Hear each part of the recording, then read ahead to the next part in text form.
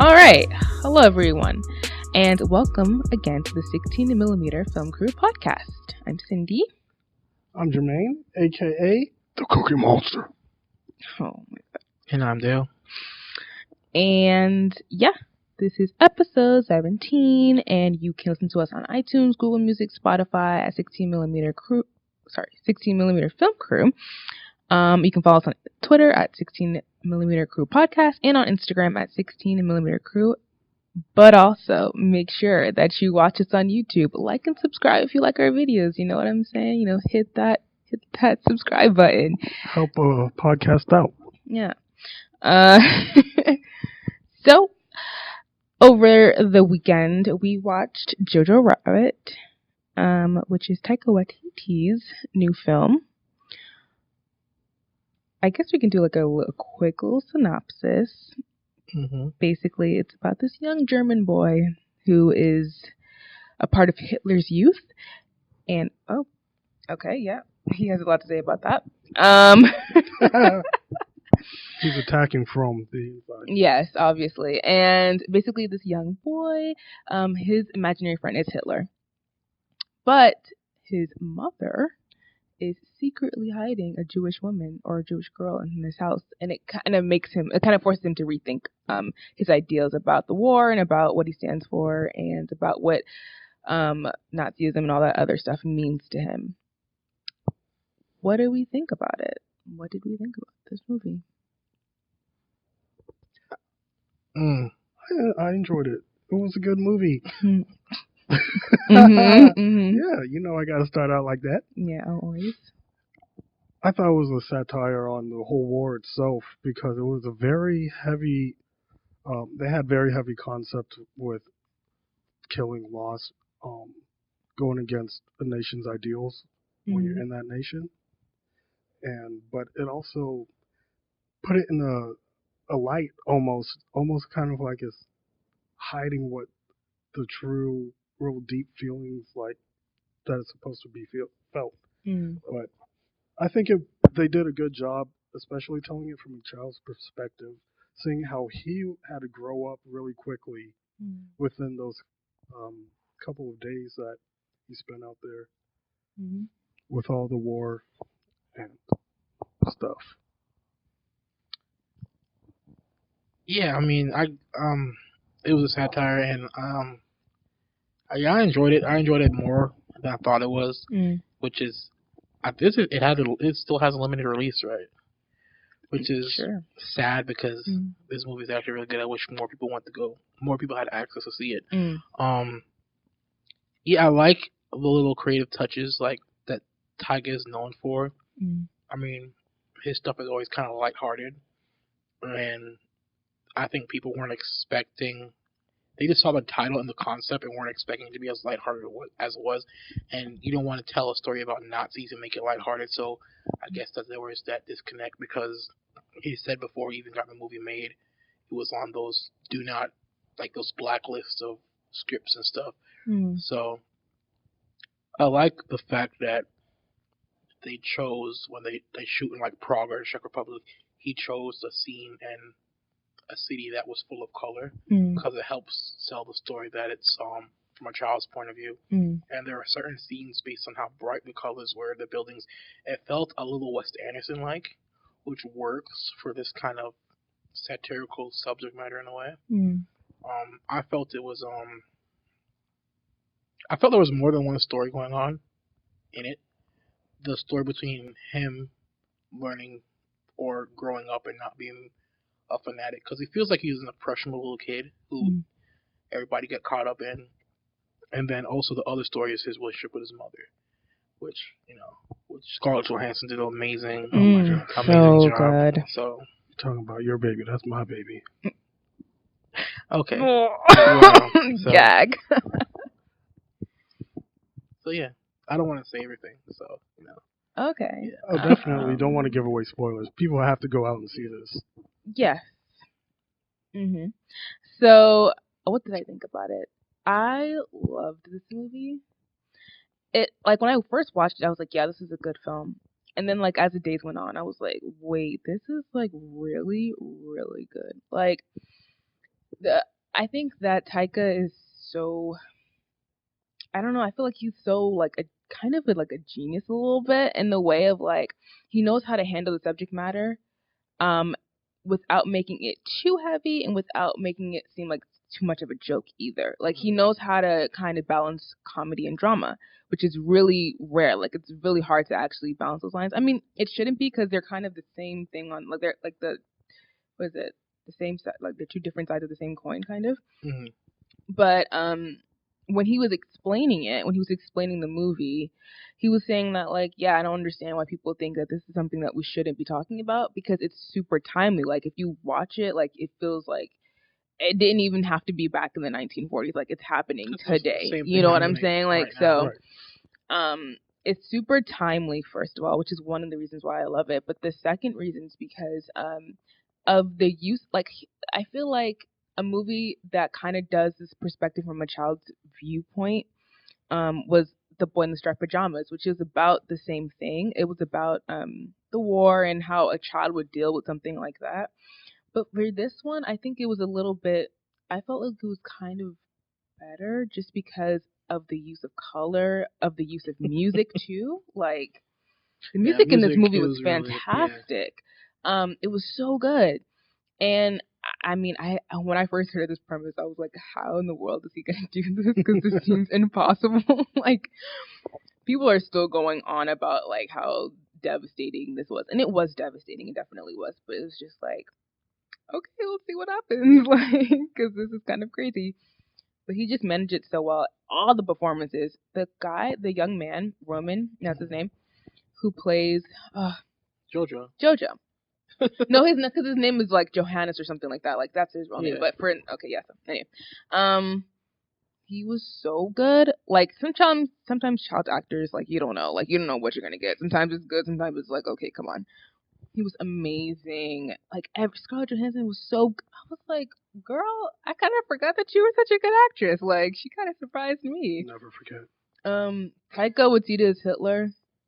He was like a joke, but he was also really scary. Like there were some moments where I was like, "Oh damn!" Like not to get spoiled. Can we like?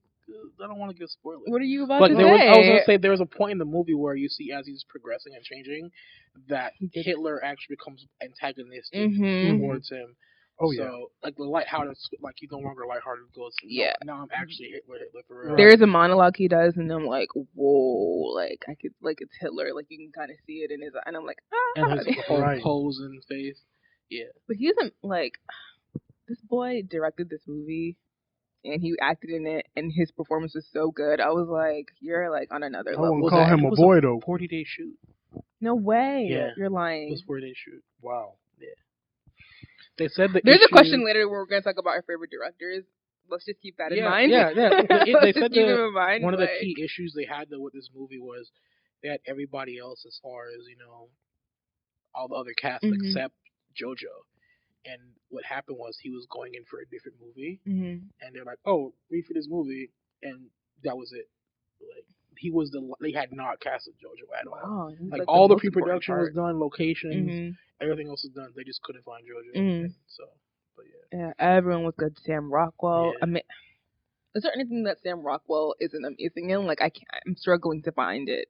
Rebel Wilson was hilarious. She was. Alfie Allen's from Game of Thrones. Like there was just so many great performances in this joint. Like I have nothing bad to say about this film. Like actually, I don't have anything bad to say. This is like a first. I liked the opening sequence got me the most because the choice of what was it, Beatles. Yes, it was. It was I want to hold your hand, but it's in German. Yeah. And I like that whole dichotomy, that whole contrast of the Beatles using the Beatles and the scenes, because at the time when the Beatles were big, it was the whole British invasion, and they were the biggest act. And then you also had Hitler, and the shots they used to contrast that music with Hitler was amazing because it was a whole rock star. Yeah, you felt important because that's how Hitler made the kids feel. I've watched. It's not just that. It's like that was his whole. That's his whole thing. Yeah, it was really his fanatics were treating him like he was a rock star. Yeah, so that was a good choice to use all those famous rock songs, iconic rock songs, and have it bounce off Hitler was a wonderful choice. I watched way too many Hitler documentaries and documentaries about the World War II. Don't ask me why. But so I was very invested in the subject matter because I was like, really interested to see how what they're gonna do with this. And I just really liked that it was heartbreaking, but it also made you feel hopeful. Like at the end, they played "Heroes" by David Bowie, but again in German, and they're just dancing outside the houses, and I'm just like, yay! I felt no one it got worse for everyone who was involved in that time period, but it still felt like a glimmer of hope at the end, which I really think that was nice. I have a theory. I'm not going to say the actor of the role. I think the person might have been gay. Who are we talking about? I think Eye Patch and his assistant. There were that was super obvious though. Okay, that wasn't sure. I want to make don't sure. I don't think that was a hidden thing. I think they did it intentionally to make you know that this is what's happening. I wanted to make sure. I loved that though. I was just I love the flamboyancy. I was just this is great. I really enjoyed that movie. I really did. I don't know if anyone else I don't have anything else to say about it because it's so great to me. It's honestly, I really enjoyed it. One of the best films I've seen this year, definitely. I mean, that's all I can. No, that's what else are we gonna say about it? Go see it. Go see it. If it's playing, the war scenes, you felt the tension in the war scenes. You laughed when you were supposed to laugh. You cried when you were supposed to cry. I don't be crying in movies. I didn't cry, but I would. I would have. Right. The unexpected thing was the whole situation with his mother. That almost made me cry. I almost cried. I said no. I didn't know that was the outcome because just the Scapo came, they searched, and nothing was there. Too much, man. The next scene. Too much though. I know. It was a good twist, we though. won't get into the spoilers, but that one thing that they did was they kept showing her shoes. Yeah. That's what all. That's what got me. That's what got me, bro. I was like, no. It hits you the same time it hit. I was like, oh shit. Oh. Right. And when they were showing the shoes in the first place, I'm like, why do they keep showing the shoes? And I was just but the thing is, it wasn't too long. It didn't stay on the shoes. It was a slight linger. Exactly. Yeah. Oh my gosh. That was amazing. I loved that. See, I love this. I like when directors do stuff like that. 'Cause that's me. If I were to shoot a movie, I would do those kind of things. I love when directors are intentional about the symbolism, about what they're he was so detail oriented with everything that he did in this film. It was just he had the shoes, and then he also compared the scene of during war in Germany, people were starving. Him and his mom were just eating soup and bread, and he was eating dinner with Hitler. And Hitler had a giant deer head. It was like a unicorn, and it was lab. Oh, I don't know what else to call it. Because that's what happens during war. Everybody else suffers except for the leaders. They're fine, and they had Hitler just enjoying this unicorn head, and Jojo's drinking his soup. Yeah. Great film, man. Great film. So, what are we rating it? Oh, 10 out of 10. 10 out of 10. All the stars, all the flame emojis. All the flame emojis. Hip hop Yeah. Well, I hope. Hopefully, I think this should be up there as Best Picture contender. I honestly feel like it should, and if it's not, Oscar. Scarlett should be, Best Lead Actress up there. Okay, let's just be honest. Scarlett's getting something this year. If it's not for this, it's going to be for Marriage Story. So she'll be fine. But still, Marriage Story, right? Starring me and Scarlett. She's getting that ring for me. Where did this obsession with Scarlett Johansson She's getting that ring for me. You didn't care about her at all a couple of weeks ago, and now you're like, What? Go back to the tapes. Okay. All the tapes about Scarlett were mostly about her Asian comments. So. Right, so I'm like, so what are you going back to? I'm talking about our tapes when I said that would be my crush. Oh. Okay. Yeah. All right. Yeah. Mm-hmm. Sure. So, yeah. So, apparently also, James Dean is back acting again, but he's dead. So, yeah. Okay, can I just say something about the situation? Okay. So, the guy who's making this movie was like, I don't understand when people are angry. Mm-hmm. Because No, literally, that's what he said. He said, Right. I don't get it. We don't understand why people are like outraged that we would resurrect this person who's been dead for decades, by the way. And then he likened it to Carrie Fisher being in Star Wars. Not the same. How could you compare the two things? If he wanted to compare it to somebody in Star Wars, he'd have to use Tarkin. The guy who played Tarkin died. Right. But they had the family's permission already, and he's kind of a character you needed, I guess. This is different. James Dean died like he was like 20-something. Like, also, this movie 24. isn't about James Dean. They're just resurrecting him for the role. For a role in a different movie that he's not even being the star of.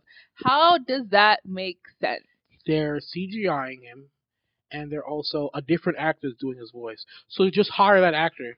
And let's not forget that he went after Carrie Fisher, not the guy that you were talking about, Carrie Fisher. Mm. Carrie Fisher was already on board to do Star Wars. Yeah, and she just happened to die during the film. Like, exactly. Yeah. How could you compare the two things? Yeah. You can't. This guy is mentally. But what I was ill. reading, it's his company's first project, and his excuse was, he's not the lead, but we were trying to cast this role. It was like, no, what, he'll be perfect. James Dean would be perfect, and we're like, yeah, let's go with it. I feel like this was always going to be an eventuality. With like the first issue people had was the whole hologram Tupac thing. Mm-hmm. I felt like this was always going to be the next step, just waiting for technology to catch up. Because you had hologram Tupac, and then you had all the de-aging technology, and then you had Star Wars with the CGI young Carrie Fisher, then you had Tarkin as well. This was always going to happen. Just hire new actors. Give somebody else a chance. Yeah. I will never understand the reason that they don't actually hire actors who are like unknowns. What are you losing in that situation? Can someone explain to me? Because I don't get it. This movie better be good, because to throw money at that kind of CGI, it won't be. We already saw what happened with Will Smith, just making him look younger in that movie. Spent most of his budget on that. So right. Literally just hired new actors. Like, y'all are so y'all are just so like every single week when I see these stories, I'm like, why? Rise of the machines. Just because you can doesn't mean you should. And I think that's a rule that's applicable for all of us. Because what? I feel like, and apparently the stakeholders of his estate are like two cousins. Two random cousins are in charge of his estate, and I feel like they're looking for money. Because I think it's different when you feature these people, because I know Audrey Hepburn was there on commercial. Like, they've done it with commercials and stuff, like Bruce Lee, his family's done it. Like, commercials are small budget. Like, this is a movie. Who took my queen and put her in a commercial? Was her permission granted for that? You didn't see the commercial? It was some ice cream commercial where she's in like Italy and whatever. Oh, they took something from her old movie. They took sequences and. Oh, okay. I thought you meant they tried to do My Queen. Sorry, but we weren't have that. That's one thing, like commercial, because it's like 30 seconds or whatever, but it's a whole dang movie. So the movie better be good. I'm not. You gonna go watch it? I'm not watching it. I'm not watching it. You're gonna. I'm not watching it. You can watch it if you want to. Absolutely not. Okay. Absolutely not. I'll take one for the team. I'll watch it. Okay. And tell you it's horrible. Not gonna be good, guys. Okay, so we have some box office stuff here. Yeah. Talking about Midway and Doctor Sleep. Midway somehow earned more money than Doctor Sleep, which is like a sequel or a continuation of it's not The a Shining? Sequel. Well, obviously, Doctor Sleep. It's a sequel to The Shining. Okay, yeah. So but it's adaptation. Different adaptation. Mm-hmm. Yeah. I mean, so Midway earned $17.5 million from the box office, but it didn't make back its budget, which is $100 million that they spent on the movie. I mean, I guess it can, because it just came out last week. I feel like Midway, it's at the tail. Well, this is where all the holiday kids movies are coming out, so I don't know if it'll make back its budget as fast as it would have if it came out earlier. Mm-hmm. Yeah, it's about that time. These Christmas movies are starting to roll out. Yeah. Doctor Sleep, though, I wasn't expecting it to do amazing, to be honest. Which is, a thing with Stephen King is he rarely gives rights to his movies unless he knows it's gonna be fine or good. Like he cares about doesn't care about box office success if the adapters was they want to make sure the content is like perfect, and he's fine with it. So, hey, I guess that's all that matters. I mean, the advertising for it was, I want to say, very limited. Yeah, I didn't even know about this movie until you were like, I'm gonna go see this movie, and I'm like, oh, okay. And I think if they connected it more with The Shining, in far as marketing, it would pique people's interest in it, because I don't think a lot of people nowadays have ever seen. They've heard of The Shining. Everyone's heard of it. Yeah. Has anyone watched it? So, and the only two scenes everybody knows from The Shining are "Come play with us, Danny," or Jack Nicholson going crazy through the doorway. I mean, it's iconic because we still know those images, but you don't know the movie. We have That's not. the thing. So I have not seen this movie. Like, you're banking on, oh, everybody knows this movie. They know of the movie, but they haven't seen it. It's two different. So you're like things. Generational things. Who are like, it may have done better with the re-release of the original. Maybe, yeah. Like basically like a double feature. Yeah, double feature. That would have worked. I know a lot of people wanted to go see that, and the original before they saw the sequel, and that's a lot of my film friends. When did Doctor Sleep come out? It came out after Halloween or before Halloween, or after Halloween. That's also why. Exactly. It's a little past season. Yeah. You're expired. We're in Christmas now. We're fully in Christmas now. Like, the following day after Halloween, it's it. Scary movie. Everybody's done. Everybody's done. Isn't that so funny though? I think that's hilarious. It could have came out. Should have came out like mid-October. It would have been fine. Not December. November. But yeah, and Midway. That's what. It's not a sequel to Pearl Harbor, but it's the battle or the basically Pearl Harbor. It's basically Pearl Harbor too. Because they're covering the same event. So. It's just the aftermath of them retaliating against Japan. They could just title it Pearl Harbor 2. Weekend Revenge or whatever. I don't know. Weekend Revenge. We coming to get you, sucker. I don't know, but yeah. Yeah. The thing is, I've heard more. This guy in marketing, The two biggest war movies out coming out are Midway and 1917. I'm gonna watch that. I've heard more about 1917 than I have about Midway. Yeah, literally have not heard about Midway, except I think Luke Jonas is in it at some point. Who knows? I saw. Was there a premiere for that? One commercial. I've seen that's it. One commercial. Bad guys. Whereas you gotta flood our media. That's gonna be happening. It's gonna be. That's it. But still. So yeah, if you're gonna do a scary movie, do it in October. Don't lose in November. If you're doing a World War II era movie, kind of promote it more close to Veterans Day. It came out during Veterans Day weekend. Promote it more. Your boy saw one commercial. It wasn't promoted well. Yeah. At all. Buy a Monday Night Football commercial. Star Wars did it. And people were going to see Star Wars regardless. So Very true. Yeah. Cool.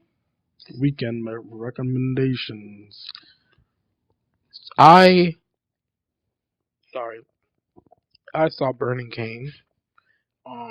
It's an Array production. Ava DuVernay, her people. The filmmaker is 19 years old, which is surprising, but not surprising because we watched the movie. It's still very raw.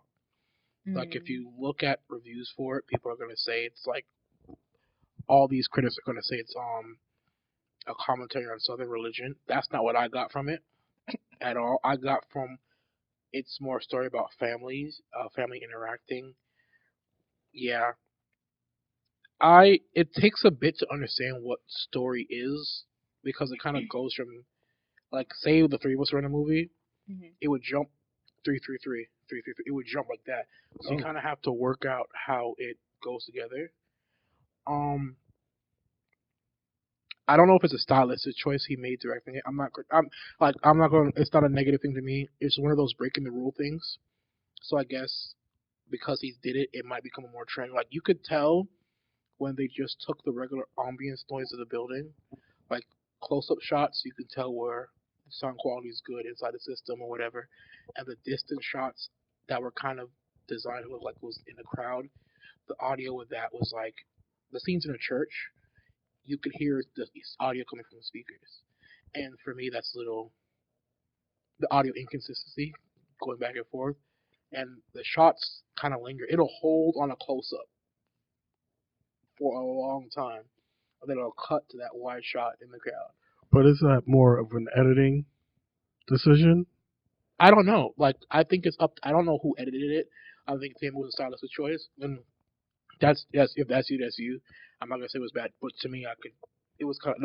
I didn't mind the shots itself. For me, was audio was like jarring because I'm still expecting the same kind of good audio, and it was, yeah. Yeah, 19 years old. I'm impressed. Like you, like got even ready to back your production, and you got on Netflix. Like props. Like regardless of what you think of the movie, that to me is like a big step. Young black creative. Go like if you want to watch a movie, go watch that movie just to support him. That's me. So Just to support. yeah. Mm-hmm. All right, so I watched 2 movies. One is I don't feel at home in this world. Okay. Let me say it. I don't feel at home in this world anymore. It's basically a really long title, and they probably should have shortened it to 2 words because I couldn't remember it. I had to go back and look it up. So basically, this movie it stars Melanie Linsky, Chris Dobek, Marilyn Faith Hickey, Elijah Wood, and Gary Anthony Williams. 2 of those people you've probably seen, but most of these people have not done too much. They're just little side roles here and there. One was in Boys. I think Chris Dobek was in Boys, but he was like a guy in a cafe somewhere. So this movie was about a mundane woman who's fed up with life, just wants people to treat her and each other well. And then one day somebody breaks into her house and then she snaps. She runs into her weird neighbor who was played by Elijah Wood, and they work towards getting back her stolen things while also getting in too deep. What I enjoyed about this movie was that it wasn't too far fetched it wasn't too far fetched. It hit kind of close to home, like how people really treat each other like crap. Not really knowingly, but just little subtle things like littering or cutting in front of people in line, or just not really giving a crap about you, breaking in for your own, because you're trying to support your needs, so you're desperate, you break in to somebody's home, invade their privacy, and take their stuff. So you can be good. That sounds like the Joker. Really against society. Right. I mean, it touched on that. It had a really realistic ending of what happened when she and her neighbor got in too deep. So overall, I was just kind of like, meh. Out of 10, I'd give this probably a 6.5. About an average. It's good to check out if you're just gonna watch it. If you need to watch something, they say it's noteworthy on Netflix. Yeah, I heard about this. So, and plus it's Elijah Wood. We haven't seen him in 50 billion years. He's a quirky little guy. Second film I watched was Ralph Breaks the Internet, and he broke the internet.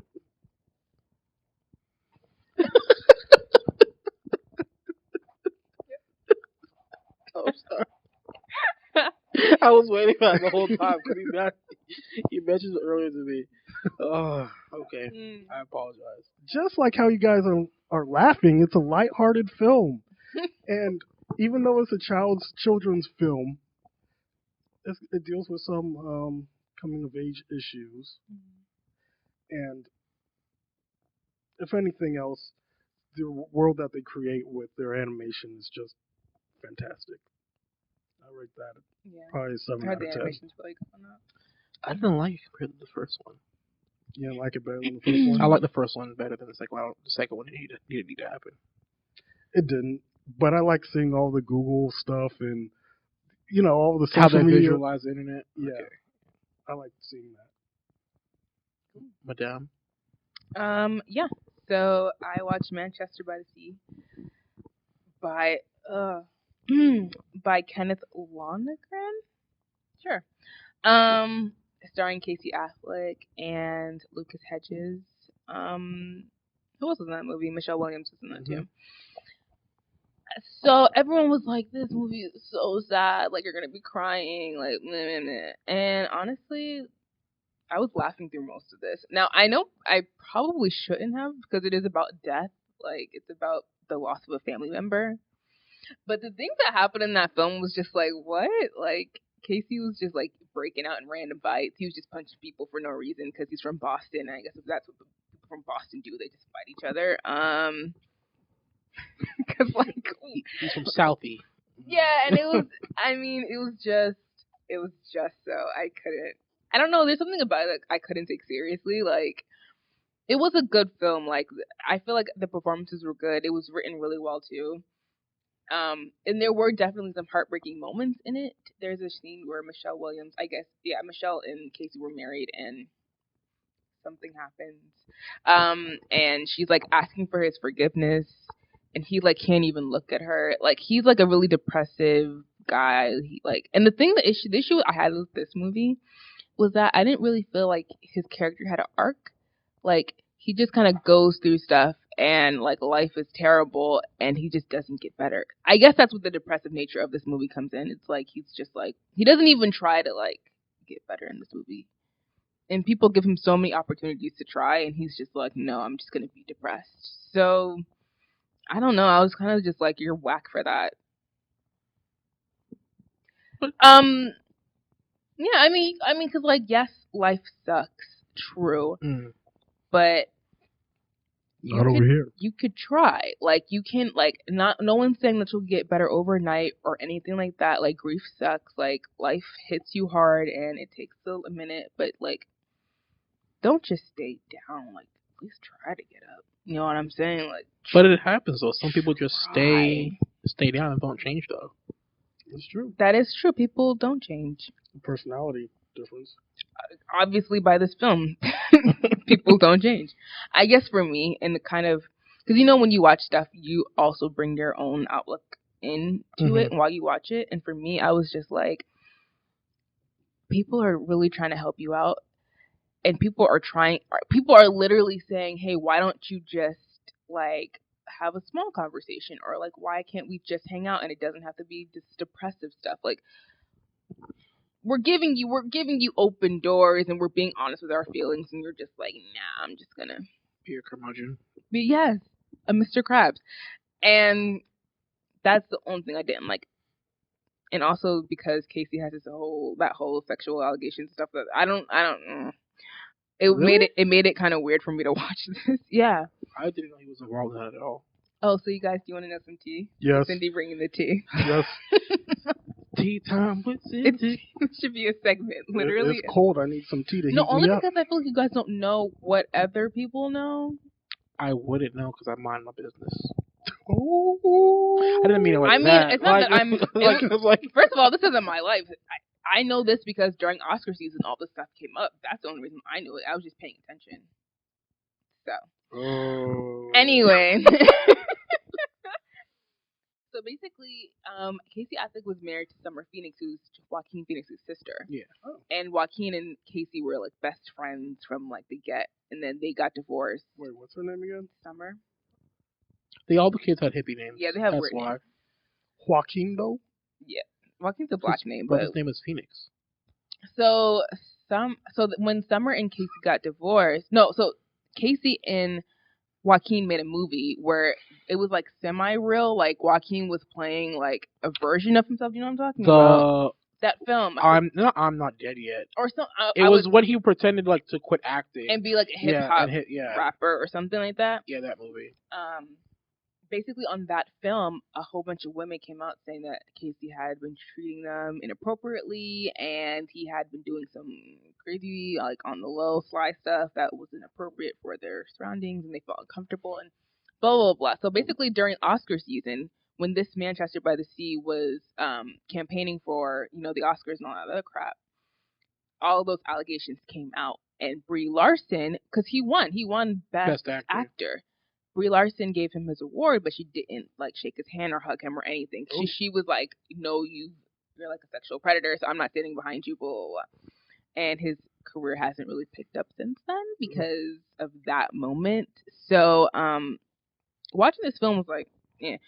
But the other options I had to watch, I was just like, nah, I don't want to be. Didn't another movie like this come out with like what's the dude from High School Musical, Zac Efron? Like almost the same subject matter. Zac Efron, or was it the other dude that went to England? I know the movie. I think it's called Charlie St. Cloud or whatever. Okay, yeah, that movie came out years ago. Okay. Not anywhere close to when this came out. Okay. Are you sure? I feel like they came out at the same right. time. I feel like they came out at the same time. I'm gonna promise you that it didn't. Okay. Because that joint was on Netflix. Like, I remember both of them were by water. Yeah, they had like the same subject matter. Right. Well, if I'm wrong, yeah, 20. I was like, man, if I'm wrong okay, about this, you are, yeah, okay. Wow. Be tight. Dang, ooh, that's how fast. Ew. Ooh, yikes. That's how fast time is going. I thought these came at the same time. So, but overall, I give the movie like a 7 out of 10. It's pretty good. It's fine. It's an average movie. 7 is above average. 7.5. I don't know. 7 something. It's one of those numbers. So it's a good movie outside of his allegations. If you want to forget about that, because I chose not to think about it while I was watching it. Clearly you did it. I chose not to think about. Well, obviously I thought about it, but it didn't affect my. It didn't affect my lift up the Affleck boys in prayer, man. Yo, they're going through. They're really going through. Rich people problems. Sorry. Ben Affleck is going through like.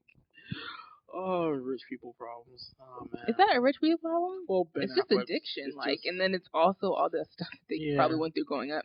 Don't wish that on anybody. My thoughts and prayers are with them in this trying time. I hope his alcohol turns into water. Water into wine. The reverse. Y'all are me. Okay, so it's time for Q&A or Q&A. I don't know why I just said that. Okay. I think I saw that somewhere. All right. If you had your own talk show, who would your first 3 guests be? Question. Can I add on to that? Okay. What would the name of your show be? Ooh, good question. It would just be Cindy and Bright. I'm joking. It wouldn't be that. It would not be that. I don't even. Ooh, that's hard. I don't know. By the way, I haven't thought about any of these questions, so gotta be thinking for a second. Like, just put up some thinkers on here. My show would probably be the living room. Oh, I like that. I like that. First 3 guests. Wow. I'd probably want to bring. I think he's post political career has been kind of divisive. I want to bring Obama in. Barack. You could have him on too. I can't because it wouldn't be. I need a another thinker. Probably. I don't know. Dang. Ooh, that is hard. Yeah, it's a hard question because it's like, who would you want to talk to? Are we going for our own personal feelings or shock value? I'm trying to think of shock value as well. Whatever. And I can't. Whatever you feel. You guys are always like, so what is actually this question is? And I'm like, this question is just this question. Like, wow, this is a hard question. I'm trying to figure it out. Like, bring T.I. on it. Because I feel like T.I. is one of those guys who think he's smart because he knows how to use words like indubitably and, exacerbate, like big thesaurus words he should have no right using. I'm bring T.I. on. No right using. How dare you be for his intelligence level, let's just be honest. No This right is using. T.I.'s definition of exacerbate. Extra. Wow. I didn't like so that. Yeah, this is not going to get monetized. We'll bleep that out. Okay. Yeah, I don't want to get on T.I.'s bad side. He's coming for you now? As long as I'd rather get on T.I.'s bad side than the Beehive, to be honest. That's a real thing. And I'd probably want to bring Rihanna. What? Okay. Yeah, I Because respect I it. feel like Rihanna's like, she's not a celebrity per se. She doesn't engage in celebrity culture. Yeah. You're right. So, yeah. She's dope. She's honestly amazing. Rihanna, you're a queen. Me and Rihanna can go chill, drink some rum, Okay. just talk. Now we see the intent. No, but I mean, that was the environment. Like, you can drink, some rum. Mm-hmm. So my show would be called Real Talk. Real talk. Mm-hmm. My first two guests would be Chris Tucker and Jackie Chan. Of course. I think it's like not even funny at this point. It's just like, yeah, we know you love Rush Hour. Like, it's a brand now, so I got to keep pushing it. And my last guest would be Scarlett Johansson. I'd be asking her to marry me. Scarlett Johansson. Okay. I like that name. Okay. You're gonna probably ask, your boy, your Timothy Chalamet. No, I don't want to Robert talk to him. Robert I talk to Pattinson. Rob. Exactly. Rob is funny. Like that dog is hilarious. Robert Pattinson's person on the show. Okay. Then Michelle Obama, of course, because that's my babe. And she's like an icon. Who the third person? Emma Stone. No, but I wasn't even thinking about her. But that is a good choice. Because that's your three people you talk about the most are Robert Pattinson, Timothy Chalamet, and Emma Stone. So. And you just made fun of me for me. Right. Okay, no, it wouldn't be Emma Stone. I do love Emma Stone though, but I probably don't think I would want. She's great in interviews, but I don't know if I would want to talk to her. Probably want to talk to a director. Maybe my favorite films. Maybe what's his name? Dang, it's not coming to me. Forget it. A director. Okay. A director. David Fincher. Yeah, I was like Fincher. I was blanking on his name. Yeah. Okay. For some reason. So next question: what is your biggest turnoff in a partner? Let's just preface this by saying men are trash. You calling me trash? I mean, I guess not you guys per se, but like we're mutually trash, men and women. We have varying degrees of trashness. I think someone's a little slightly more trash than us. Also, we have varying degrees of trashness. Y'all. Okay, so what is your biggest turn off? I'm not gonna have to be. I don't know. I don't. I won't know until I see it. Is that kind of thing. You're not gonna know until you see it. Well, until I see like, oh, this. Yeah, until the situation happens, and I realize, oh, that like turns me off as a turn off. I can't, I see where you're coming from. Yeah. Me, selfishness. And if you're a narcissist, no go. I'm not gonna be sitting at home waiting for you to get ready for 15 hours because you're straightening your hair. Okay. I'm just saying. I'm just saying. So it'll be time management? No, it's narcissistic. Okay. There's a difference. Okay. It's a difference. Ma'am, what in the garbage pile of trash is your biggest turn off? Just inconsistency. But that's really not a turn off in a partner. That's a turn off in anyone. So you don't even have to be like romantically. When people are inconsistent and people waste your time, we're not gonna jive. Because that shows me that you have no respect for me and my time. So you can just decide that you can sometimes do one thing and sometimes just do the other and assume that I'll be okay with that. We don't roll that way over here in the Cindy Mobile. A little bit more about inconsistency? Because I've heard this a lot, but I don't necessarily really know what that is. Inconsistency is like when you start doing something and then you just stop. Or you stop and start. So you'll start doing it and then you won't do it this time and then you will do it the next time. And because a lot of times issues with guys and gals is that you'll say something and then your actions won't match up to like what you have said.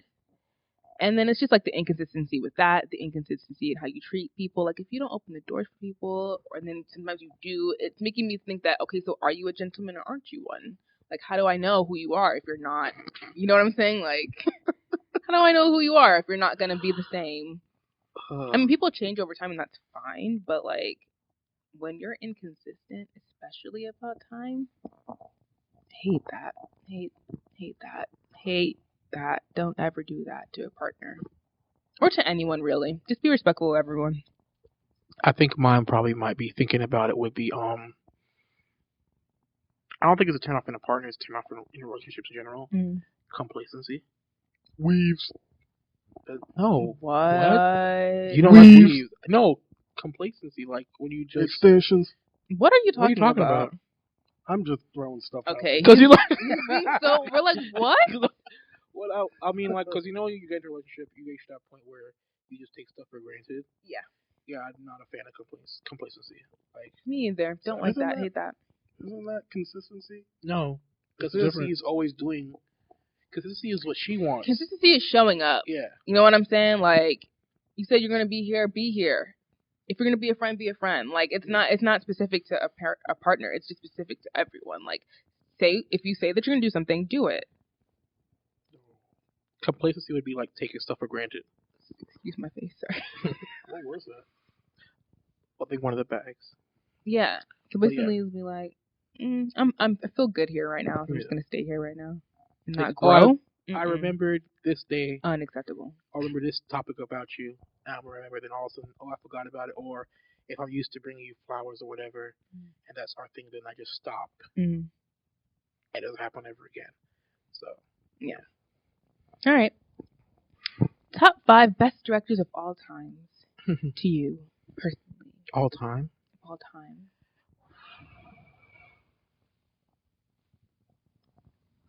Can we answer this one together? Nope. Well, maybe if our stuff matches up, but we didn't go over this yet. So. Spielberg? Yeah, he's on my list. Okay. Anton Figueroa. Probably pronouncing his name wrong. Okay. But he's on my list.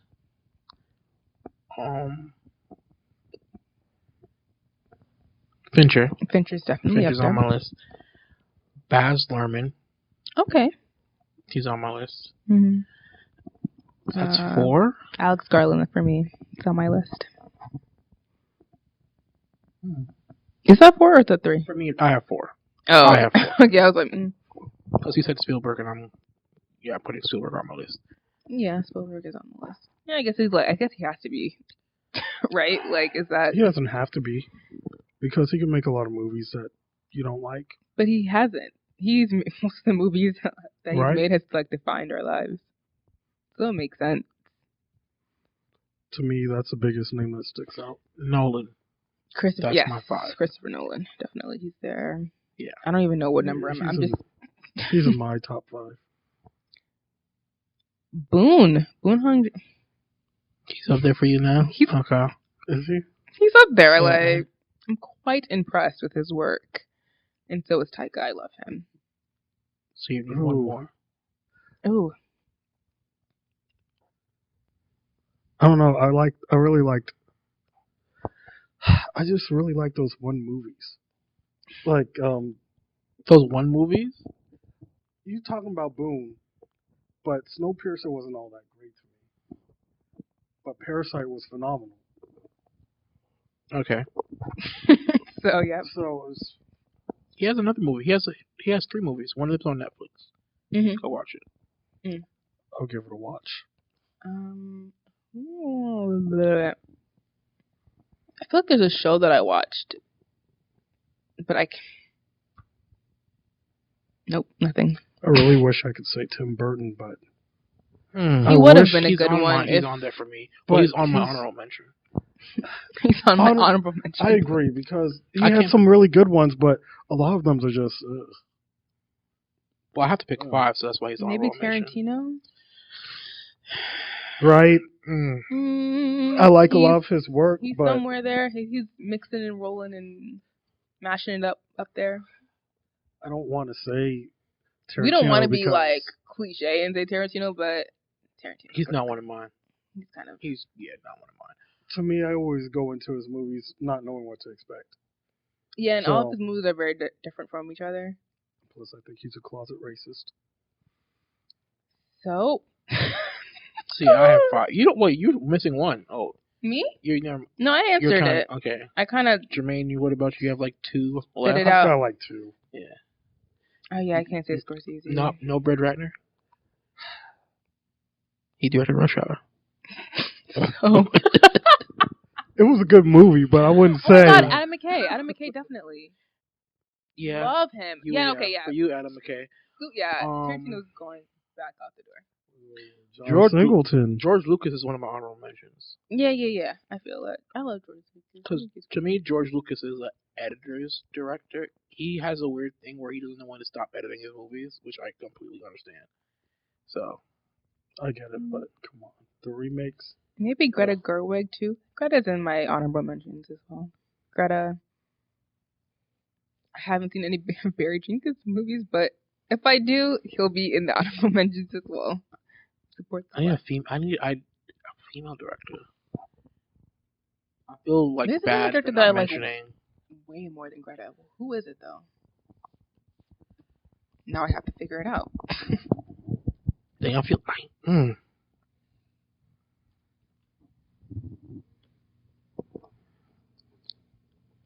Catherine Bigelow, yeah, she's great. Sophia Coppola, the Coppolas, I forgot about them. Sophia Coppola, no, sorry. I've seen one of her films. I've seen I think 2 of them. I saw Mary Nah. Content. That was cool. Ooh, what about the Coen brothers? Yeah. Yeah, Someone. dang. I think I'll put them in my top 5. Which they have another one out on Netflix. Might check that out.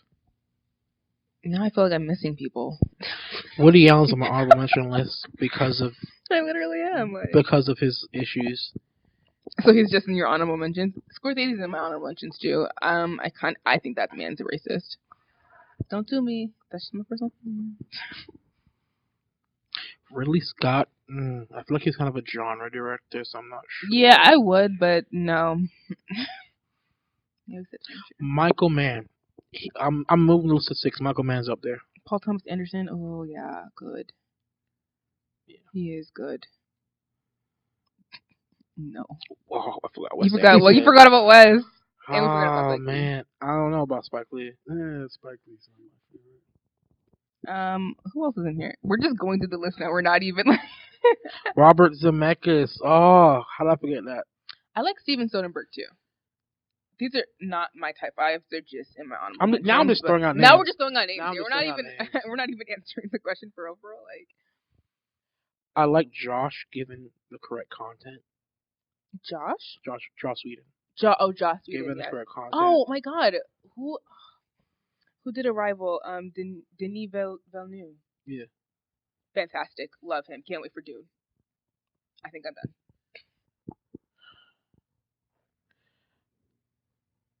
Jean-Luc Godard.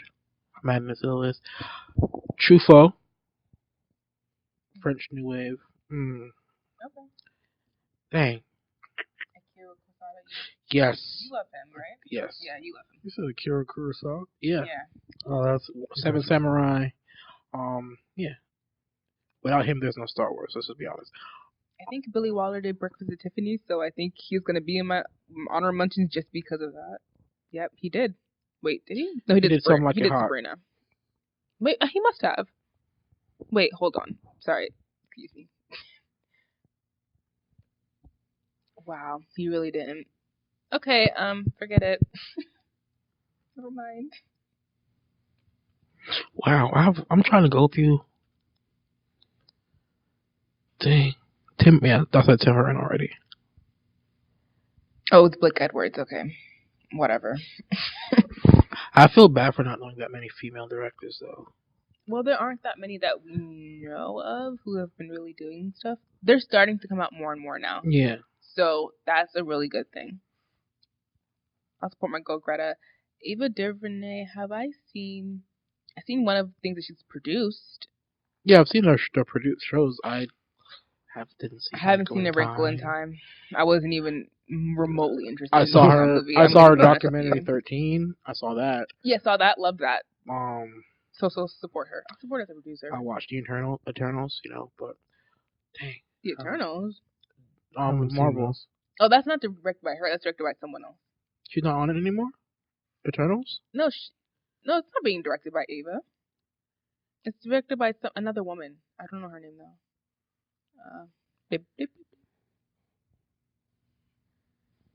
Come on. How about somebody that you do not like? Mm. Oh, they changed the director? Yeah, it's when? It's that woman, Chloe. Yeah, wow. I feel like it's always been her. I've only heard about her. I thought it was Ava.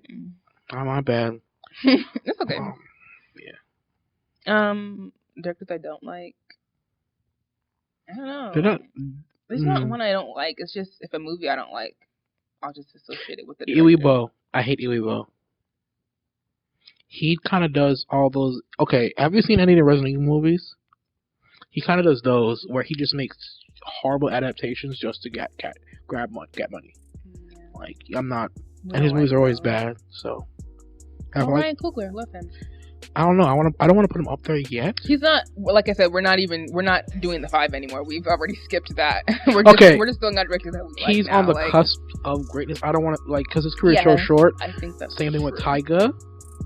Even though I'm sorry. He got me. He's in my top 5 now. I say that because they've had success. I don't want to do that. But you also have to realize that hasn't been like success like the other stuff that they've done. That's probably been like more low key. So good. It just wasn't like received by everyone. So. You're right. So yeah. All right. That about covers it. That's it. That about rounds it up. Unless you have some weekend recommendations. No, none. Waiting on. I recommend anything from Michael Bay. I'm waiting for Disney Plus.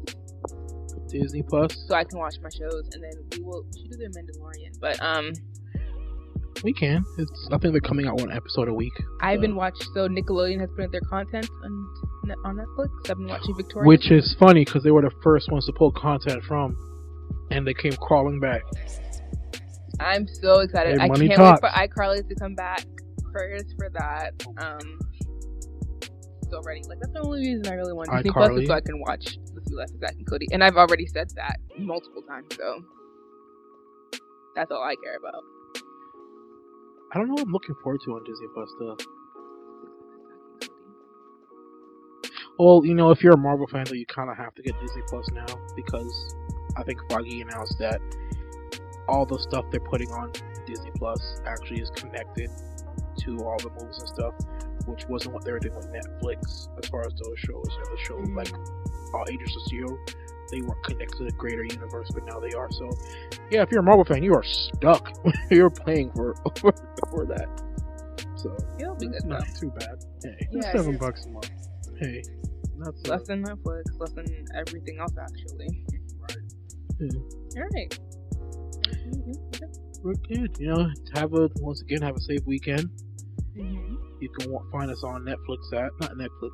Wish you were on Netflix. Yo, let's get on Netflix. Sometime in the future we will be. We will be on Netflix. You can find us on Twitter at 16mm Crew. Sorry, am I close? I don't know. You can find us on iTunes, Google Music, and Spotify at 16mm Crew, 16mm Film Crew, and on Twitter at 16mm Film Crew, 16mm Crew Podcast, and on IG at 16mm Crew. Gossip coming back, friends coming back. It's a great time to be alive, guys. All right. Is it though? We will catch you next week. See you later. Au revoir. And remember, we're consistent.